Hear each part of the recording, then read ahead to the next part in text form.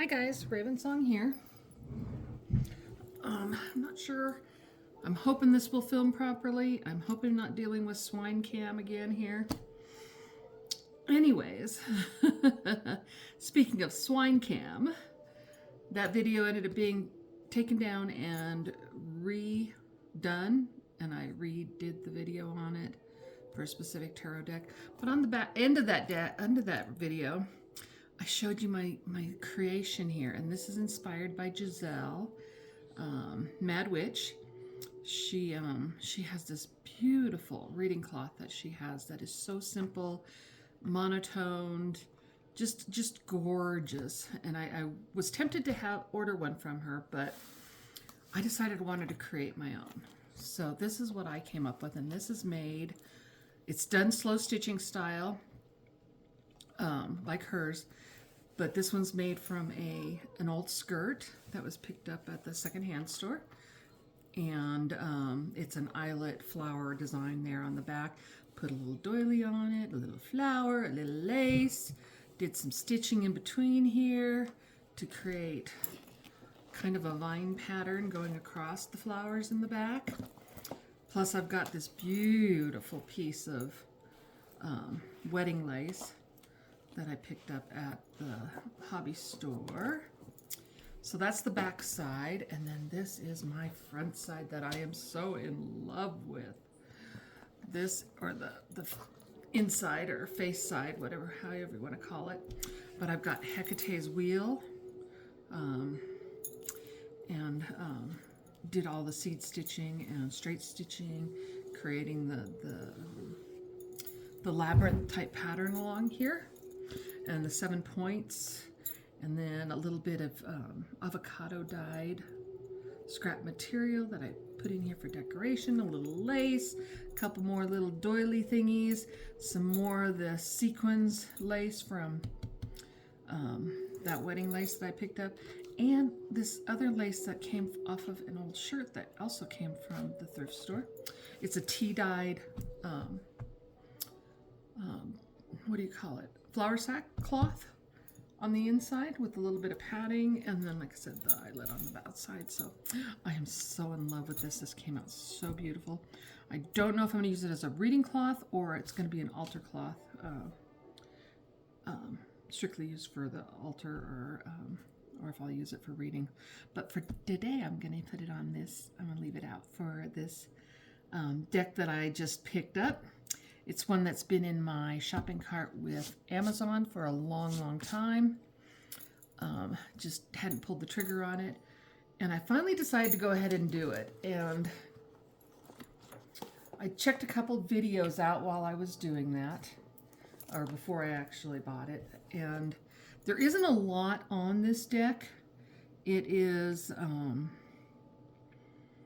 don't know if it was a independent that happened to be marketed on Amazon, or I don't think it went to Kickstarter. It didn't say anything about that.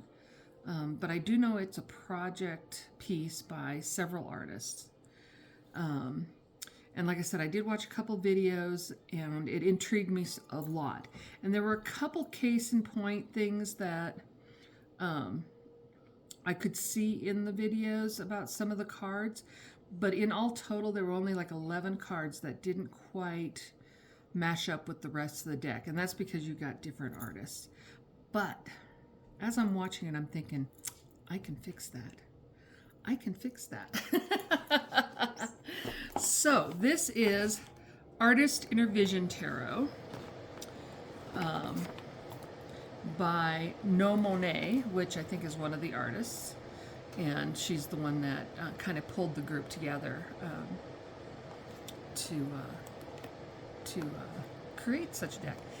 And in the book, she talks about its creation and how they were a group of artists that got together and they did projects where they were doing playing cards, and then they were doing oracle cards, or not oracle cards, fortune-telling cards. And then they did the tarot.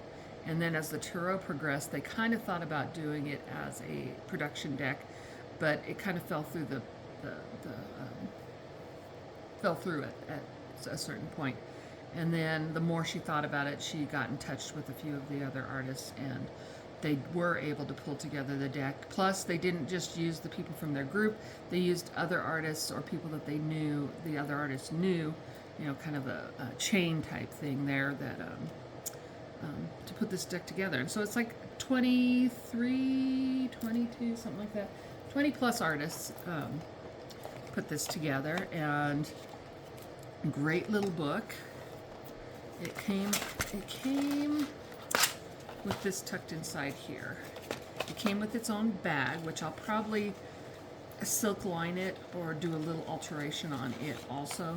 I've already altered enough of it that, so it came like this, and it came with this little lovely little moon necklace. I don't know. What I don't understand is that this moon is not the moon in the deck, so I'm not sure why they did that. But it's something that I can always change if I need to. Or, you know what I might do? I might take it off its chain and attach it to this reading cloth. That's a thought. I think I might do that because I like it. Like I said, it has nothing to, it doesn't seem to have anything to do with the deck. So it's just a regular box, you know, lidded box with a window in it. Anyways, that's generally how it came. But it's a pretty nice little presentation. I thought it was okay. Anyways, so this Artist Visions deck, I was going to point out a couple things in the book. So it's a basic white book, little white book in a nicer format.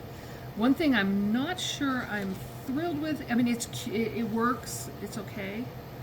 The artist not only had to produce 3 cards each, but they also had to do a stamp for the book. So what I don't like about the book is that there isn't an image of the card. There might be a stamp that is one of the symbols that are on that card itself, but it's not an actual image of the cards, which I would much prefer to have a thumbnail of the card itself. I think it helps when you're trying to get to know the deck. So in lieu of that, you're probably gonna, if you're like me, you probably have to have the deck in hand while you're going through the deck to look at the imagery and observe the little comments that they make, you know, or the descriptions on the pages. So yeah, here's your list of artists, and yeah, they've got a pretty good index because it tells you every page for every card.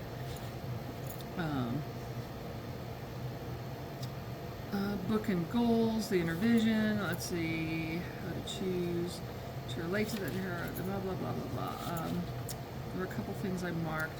One thing that also was interesting in this deck is that they wanted to, in the descriptions, attach it to popular culture, so they attached it to television shows and movies and things like that. And this is one that I really, really was impressed with, was the Empress.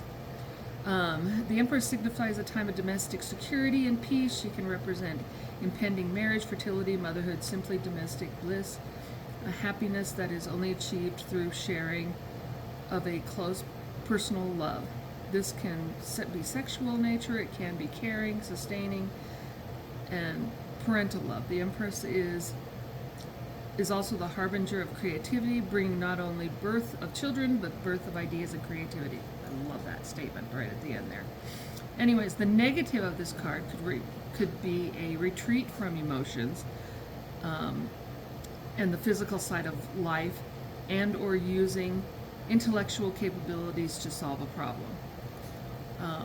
The women, this is where we go into the thing, and I love the references here. All the women characters in the movie Still Magnolias personify the Empress. It was their motherly love, sharing and caring in natures that carried them triumphantly through the both good and bad. Yeah, the movie In Terms and Dearest is another movie that many of the different levels of womanhood represent nurturing love characteristics of the Empress. So that's an example of how they're referring to popular culture. You know, the Emperor they're referring to the Godfather. The the Hierophant, they're referring to Scrooged. The Lovers, what are they referring to? They're referring to The Crying Game and Moodstruck and When Harry Met Sally. So that's where they kind of bring in that popular culture. Otherwise, I don't necessarily see it in the cards themselves. So, that being said, let's take a look at the deck, because I did a little bit more than what I had intended to do, but it's okay. Like I said, there were like 11 cards, possibly 12. There's one that I'm still debating on that didn't seem quite cohesive with the, because it is a scrapbook style deck or a collage deck, and it's quite beautiful and lovely, and I liked it. And those 11 cards were more just artistic renderings, drawings, or paintings, and they were quite beautiful, absolutely beautiful cards, but they lacked that scrapbook feel to them. So I decided to just add a little bit of something to make it flow with the deck more. So I took out my stamping stuff and used my permanent ink stampers, stamp pad, to stamp a few things on there, and then I sprayed those cards with an acrylic varnish, but it leaves kind of a weird texture on the surface. But I figured it's only 11 cards, and it'll probably smooth out over time once you start shuffling and all that stuff. But anyways, so the back, it's not one of my favorite backs, but it's beautiful. I like it. It goes with the deck. It goes, that collage style, it goes with the deck, and I think it works. Like I said, it's not one of those, ooh, I want the back of the cards. And then as I was going along, I decided I was going to go ahead and edge it, so I edged it in this brown that kind of reflects that vintage antique feel. Cardstock is great. I think it's just wonderful. It's a smooth, kind of a slippy, but not too slippy deck, but that's okay. I like it. I think it's absolutely wonderful. Anyways, this main image of the Fool is the one that kind of pulled me in the most, because I really, really liked it. Let me see if I can zoom in a little bit. I'm gonna have to move that up. Nope, that ain't gonna work.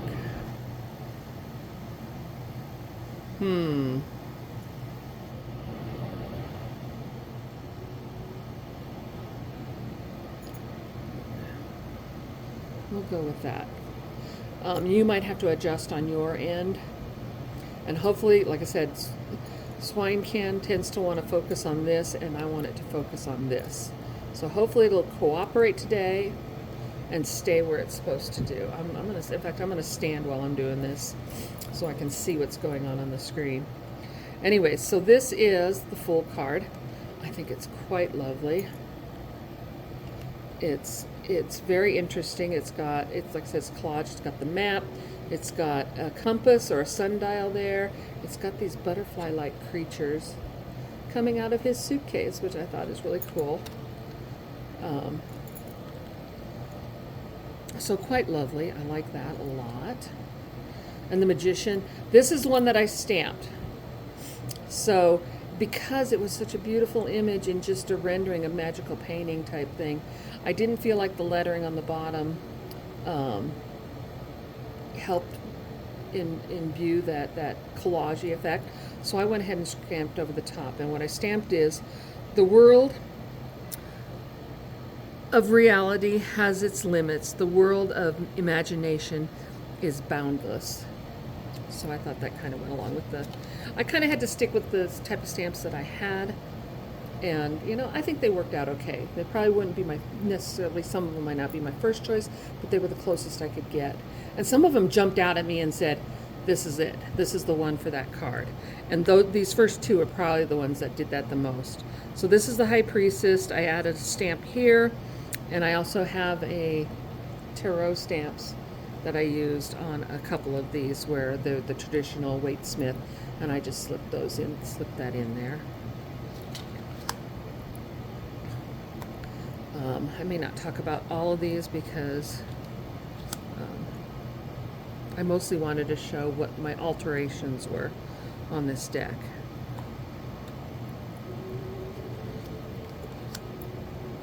Hierophant. There's your lovers. That was the stamp in the him in the book.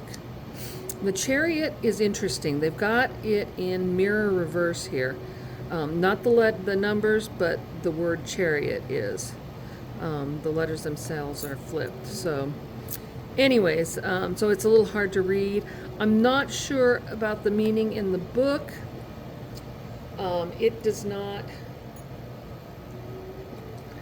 I don't know, I don't agree with the meaning they gave in the book. But it's okay. This is one that I might have to do something with. I haven't decided. I'm thinking if I could find a horse head or a stamp of a rooks? No, the knights on a chessboard, and put a horse head on each side, you know, facing each other. That would be kind of cool. That would be pretty awesome. Not that this one needs the collage, it doesn't need it.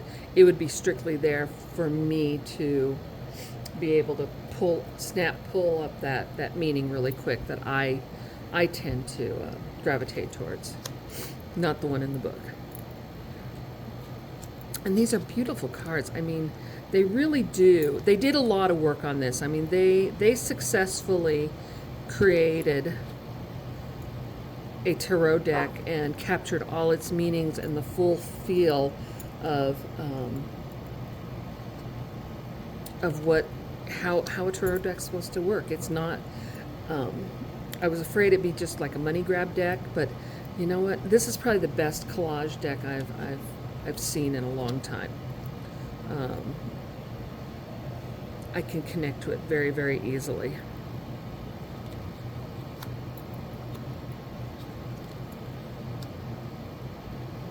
Let's see here. Ooh. Temperance. This is another one I altered. This is the Devil card, which was fine, but like I said, I wasn't getting that scrapbook feel to it, that collage feel, so I stamped it. It says, every possibility begins with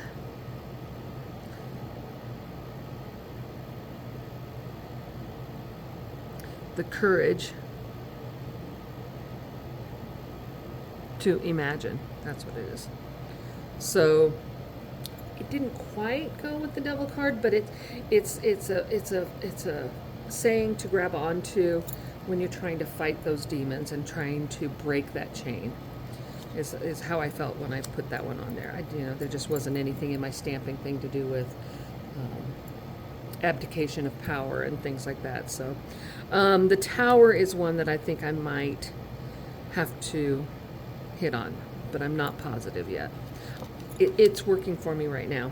The Star card is fabulous. I absolutely love it. This is one I altered. It was the Moon card. Beautiful, beautiful color pencil type drawing, or maybe pastel. Absolutely gorgeous, but this didn't cut it for me, so I put a little stamp. I put altered life, altered seek, just and I do have the you can barely see it right there.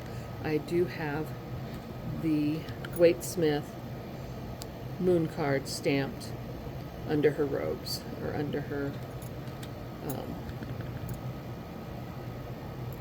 her cape. I think that's beautiful. I mean, look at, you've got the night sky and the moon up here, but then inside her cape she's got an image of the landscape and the water, and I love it. I think it's just gorgeous. The sun, basic sun. I don't get anything truly meaningful out of this, but I don't know, the sun card, I don't know if it necessarily needs anything extra in the background or anything like that. Judgment is fabulous. The World, Ace of Cups, Two of Cups. These are kind of creepy. This artist is interesting, but it does what it needs to do. Three of Cups. I might try to find a stamp of some sort that might have a woman's face on there, or maybe 3 women faces, very lightly on there, just because this guy's a little weird looking. I'm not sure that one really fits what I would consider a 3 of Cups, but it's okay. It'll work. It's just not the normal imagery for 3 of Cups. You can still get the flow, the 3 going together, coming together and filling and, you know, guiding its energies type thing, yeah. Anyways, it just doesn't feel like a celebration card. That might be the only one that I really have a problem with on the meeting. The Chariot is insignificant compared to that one. That one throws me off a little bit more. 4 of Cups. This one's 5 of Cups, I believe. Yes, it's 5 of Cups. And you do have the cups falling down here. You barely see a 5 in the background. This might need a stamp of the number 5 on it.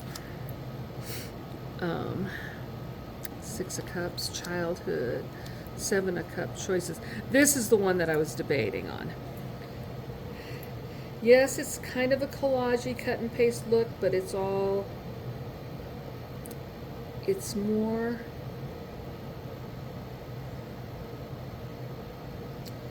visual media, like camera photography type media, maybe film related collage. So this is one I might have to hit it with something, just because the general flatness of the imagery, it needs some depth, some texture. So that's the one that I'm probably going to go ahead and, in fact, I'm going to set it out because I think I'm going to stamp on it. Like I said, most of the collage ones, there's a texture because you got something that's obviously paper on watercolor, on photograph, on sticker, on, yeah. So that one just, it just registers as flat. 9 of Cups, 10 of Cups, Prince of Cups, Princess of Cups, that's beautiful. Queen of Cups. And some of these, this is a Waterhouse, altered Waterhouse painting. King of Cups. This is probably one of the least favorites of mine, but it does fit the criteria. It's a photographic hand, which is something that I'm still, it's interesting, I have to say. I have to tell you this. I used to hate collage decks. I hated them, absolutely despised them. I thought they just bugged the hell out of me. But same thing were photographic image decks, when you had photographs of people's faces imposed on, a drawn-in clothing, or body style or whatever. Anyways, I can't stand those either. And that one I haven't gotten over. I'm just not a fan of photographic decks. And so that's probably my least favorite card. This is one I altered, but I only did a small alteration. I gave it a little bit of a stamp here, and I gave it the 3 of Wands, Waite Smith under the skywalk on that. This one also I altered, and again, I only just did a spiral of words. It's not the same as the other one. It's a little bit different. Oh, and I also put a lizard on the dry broken ground. Anyways, 6 of Wands, 8 of Wands, 9. That one's interesting. 10 of Wands. Prince of Wands, Princess of Wands. Some of these, this looks like a Klimt also, almost imagery. There's one artist, and I think it's the same artist. It reminds me of Mary White's work. Again, there's another one of those Prue-Raphaelite classic images. But there's 3 cards in here in particular that remind me of Mary White's work from the Mary L deck. She is not one of the artists. I was a little bit surprised to find out that she was not one of the artists on this. This is one I altered. This is Four of Swords, rest and take a break, and it's got all these little babies in the tree, and it's okay. So I stamped it with a date stamp here, a departure date, and I did this little airmail wavy thing, just kind of felt like air flowing across, just to give it that collage effect again, because the imagery itself was too smooth, too drawn, too perfect, flat, like that, like I said with the other one. It just needed that dimension of collage-y, just to make it flow better. And it's just strictly so it doesn't grab your eye and say, what the, you know, when you're flipping through the deck.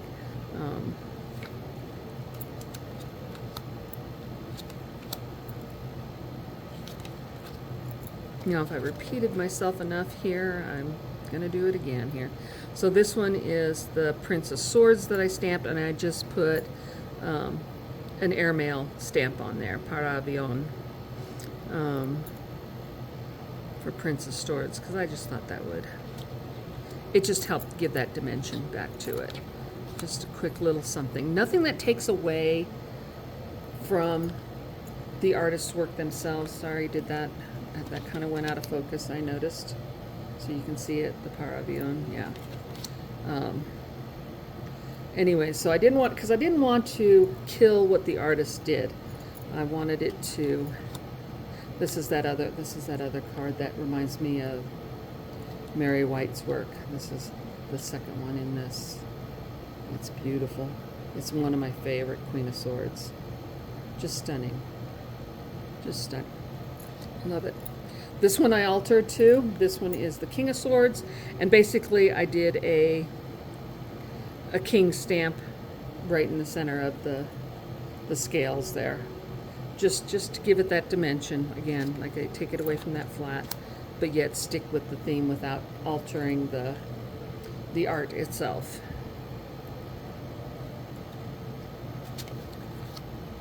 This one is interesting. This is the two of coins, and I put stamps of stamps 2-cent stamps, one going one way, one going the other, on either side of that, again just to give it that dimension.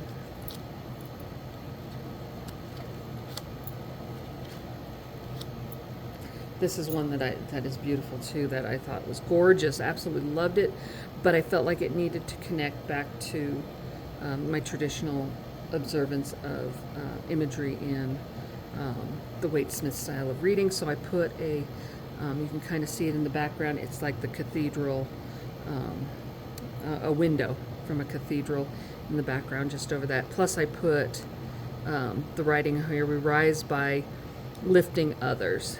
So it's that 5 of coins, that down and out feeling, kind of trying to tap into that positive side of the deck, of the meaning on that card anyways. 6 of coins, 7, 8,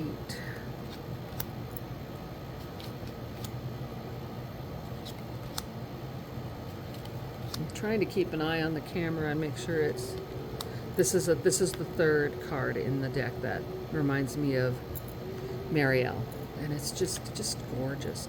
And I, like I said, I'm positive these are all done by the same artist, these three. They are just stunning.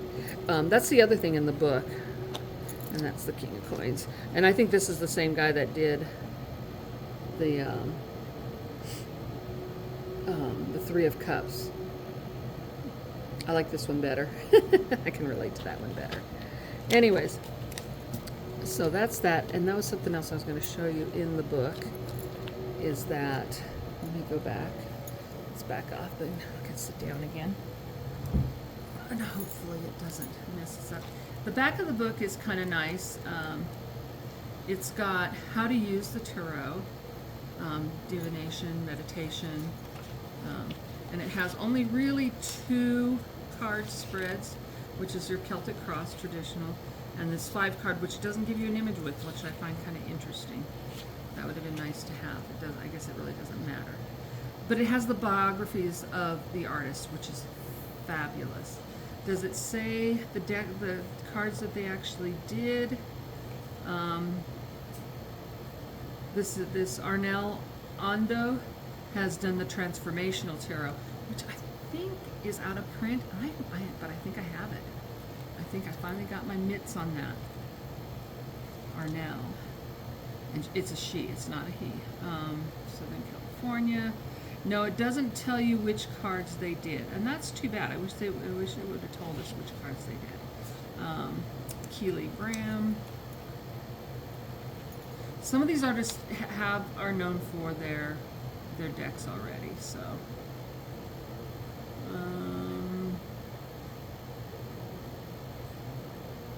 Yeah, and they all have these little eyes, which I thought was interesting next to their biographies. They all have their own little stamp of eyeballs, which is kind of cool. Mark Trenton. They're all known artists. Rubber Stamp Madness. Yeah. Anyways, so yeah, I thought that was really cool. They do have a biography. They just don't tell you what cards they actually did. Oh, hold it, wait. I'll take that back. You get past the artists, which like I said, I think they should have included it. Over here, they tell you, where is it? High Priestess. Empress. Okay, it looks like here they tell you who did it.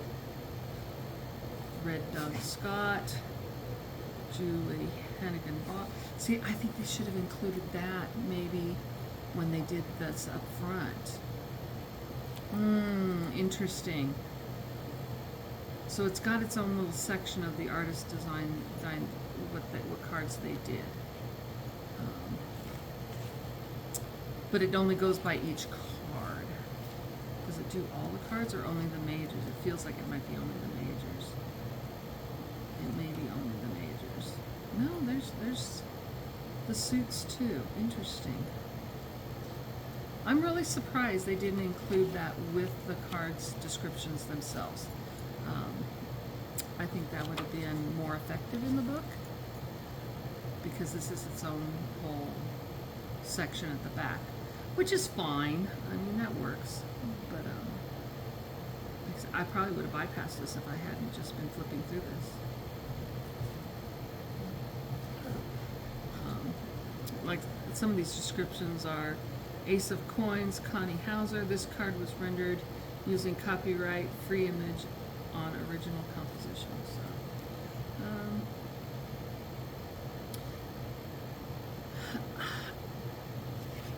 I don't know. I think what I would have done better than what I was just saying. If I was to do this, I would have put it in the biographies and listed the cards that they used, because this is going by each individual card, so you kind of have to keep flipping back and forth to find out which are the three that each person did. Just not as easily referenced if you wanted to do that kind of thing. That's about all I have. Yeah, that's about all it is. It's just I would have organized that a little bit differently, but not my job. It's not my deck, not my book. Anyways, so just ignore me on that, because just a personal preference there. Yeah, I would have included those in with one, either with the card description or with the artist biographies. Hey, Dolly, what are you doing? Do you guys need to go outside? Are you guys ready to go outside again? Okay, well, think about it. Anyways, so that is the Artist Inner Vision Tarot. Just a quick flip through and showing what I altered, and I am going to stamp on this something. I don't know what. Maybe some verbiage about choices, and call it good. But I think it worked out well. Like I said, there is a slight texture difference when you handle the cards, but it's not bad. and I think it's going to smooth out over time with shuffling.